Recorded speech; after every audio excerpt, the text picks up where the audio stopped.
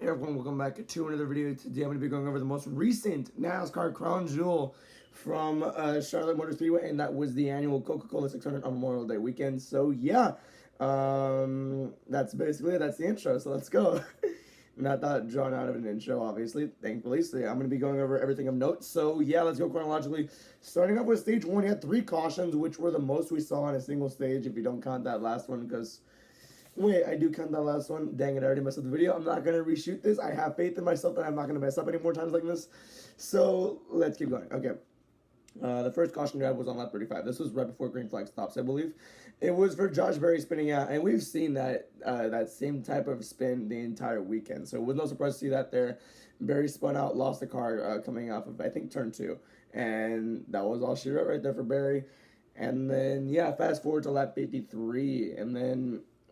not the exact same scenario, but it looks like I couldn't really tell if Bell actually hit him, but it might have been like a scenario where the air was taken away between the 20 and the 2, and the 20 and the 2 car just lost the car because of all the messed up air.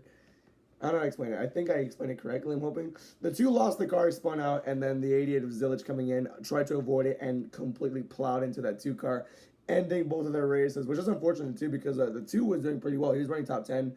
And Connor Zilich, I wonder how he would have ran if he ran the entire 5 hours of that race. My goodness.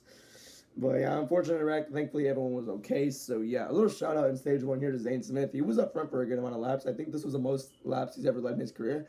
So yeah, he's like gradually getting up there in terms of competition. So yeah, pretty cool to see Zane Smith up there. So yeah, then you had the final caution on stage 1. You got Chase Elliott wrecking, which, yeah, same scenario as the 21 car. He just got loose, and that's kind of a recurring theme this entire weekend. Just got loose, lost the car, spun out, bam, this time went into the wall, so that ended Elliott's day too. Elliott has been having a good stretch of races this year as well, so yeah, wonder if he could have gotten his 3rd win of the season here. But unfortunately, that was not the case, so we'll see if he can try again next year. So it's unfortunate, but... yeah, moving on, you had Kyle Larson win stage 1. You had the entirety of stage 2 go green. Pretty good racing, and that's pretty much about it. Denny Hamlin won stage 2. And then, yeah, you only had 1 caution in the 3rd stage, which was Catherine Legg's tire on the track. That was basically it there, which was unfortunate for her, too, because she had issues in both races that day. She ran the Indy 500, which she wrecked out of early, and then she had that issue in the Cup race. Very unfortunate to see there, so yeah. At the end of stage 3, you had Christopher Bell win, which was pretty cool to see there as well. Yeah, it was pretty cool to see there. Bell was kind of a later contender because it was mostly Hamlin versus... who was it that he was battling? I think it was Hamlin versus Reddick and Larson in the first 2 stages. And then Bell, I think in the second half of the race mostly, he just started competing and he started doing very, very well. And same thing with Briscoe too. This was, I think, his best race of the year before that wreck happened. I'll get to that in a minute. But yeah, the Toyotas were definitely doing amazingly today, and a Chevy won the race. Or not today, sorry, on Sunday. What am I saying? But yeah, a Chevy won the race. Wow. So that was that there. Pretty interesting there. So yeah, this stage had like 5 cautions, and 3 of them were for weather. So yeah, your first one you had was Ross Chastain wrecking. This one I have more of a statement on, or this one I can tell you more clearly what I saw. Stenhouse just bumped Chastain coming off 2. He just did not lift. Came off turn 2, didn't lift, and wrecked the 1 car. I don't think it was intentional. Stenhouse is the type of guy to wreck someone like that by accident, so yeah, but that's not a good mistake on his part, Loki. It looked like he blatantly wrecked him.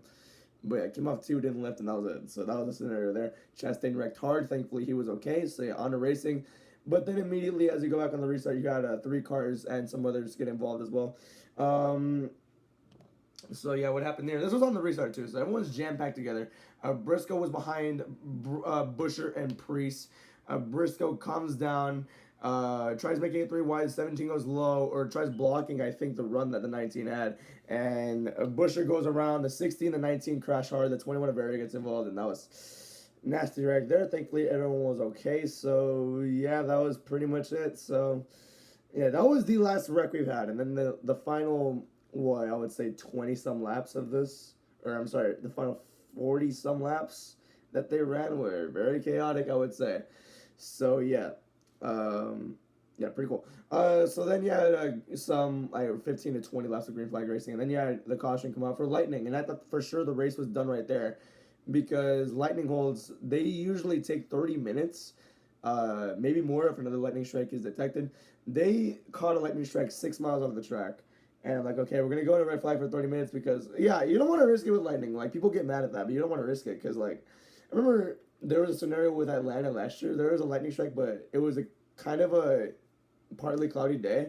But still, like lightning can do anything. Like that Pocono race in 2012 could show you that lightning can do anything. So I mean, I get it. Like they want to be safe. I get it. But this one was like this was a genuine surprise because they didn't do the 30-minute hold. They stayed under yellow and they actually got back going in less than what 10 minutes. They had a meteorologist on track, and that's the first time I've ever heard that phrase as well. They had a meteorologist on track, and he determined that it was safe to run because most of the lightning strikes were, I think, towards the west of the track. Wait, the west, right? Yeah, towards the west of the track. The closest it got was 6 miles away, so everything was still a good amount of distance. So yeah, that was pretty insane to hear, by the way, on the broadcast. And may I applaud voice crack? May I applaud the Prime Video broadcast? Because by the way, way before this, the graphics showed the final 76 laps would be run under or commercial free for the final 76 laps, dude. I mean, yeah, it's streaming. But it's amazing, dude. Like, damn, they care. It feels so refreshing to have a good network. My gosh, man. It really felt very professional today. It really felt today. What am I saying today? But it felt good seeing like a competent or a really good broadcaster for the sport I like. So yeah, and I'm actually really grateful for that. So yeah. Yeah, rain happened on lap 361. That was the next caution. It was a light drizzle, but it was like a pop-up shower that dissipated very quickly. Got back going. Caution came out for rain again. This time, that's when it started pouring like crazy. Most of the rain was in turns 1 and 2, but then it ended up taking over the entire track. They lost the track kind of quickly as well. So yeah, but I honestly had some sort of hope that they would finish it because while it was a heavy rain, I did not think it was like that huge downpour that happens like at Daytona or something, or like Chicago in 2023. Somebody's at my house thing. But I thought it was good. Wow, voice crack again. I didn't have a voice crack counter. But I thought it was okay enough to where we keep restarting. I know it seemed like 12 a.m., but nobody has work tomorrow because it's Memorial Day. So yeah, I thought. Why am I saying tomorrow and today? What is wrong with me? I'm trying to live like if it's still Sunday. So yeah, forgive me for that. But nobody has work on Monday. Voice crack number 4, bro. What? All right. Shut up, Carly. And then she does that for no reason sometimes. So I'm not gonna lie to you. I lost my train of thought. Great. Oh yeah, it'll be like 1 in the morning Eastern time. But I thought it would have been okay, but no, they called the race very quickly, which I'm sort of okay with. I don't know. I applaud them for at least trying their hardest, but I didn't think they wanted to take any chances in case more rain was on the way, and there was more rain on the way, but I don't know if it actually hit. So yeah, but Daniel Suarez won the race, and I want to give Suarez some credit. They're gonna say, "Oh, he did nothing. He won a rain shortened race. It doesn't count." I honestly would think it does count in this case because 2 restarts in a row. Those were the weather. Those were the weather cautions. 2 restarts in a row on older tires. Great call by Ryan Sparks, by the way. On older tires, he was able to hold off the 2 fastest cars the entire night, which was Christopher Bell and Denny Hamlin. So yeah, I applaud Suarez for that. That's not nothing right there. 2 older tires. He was a lap down, I think, during the race, too. So that's a really good bounce back. Love the win for him as well. Very emotional as well. He was crying afterwards. He won that one for Rowdy. Rowdy won that his last race in a truck, in the 7 truck. So he won, and Daniel Suarez won in the 7 car.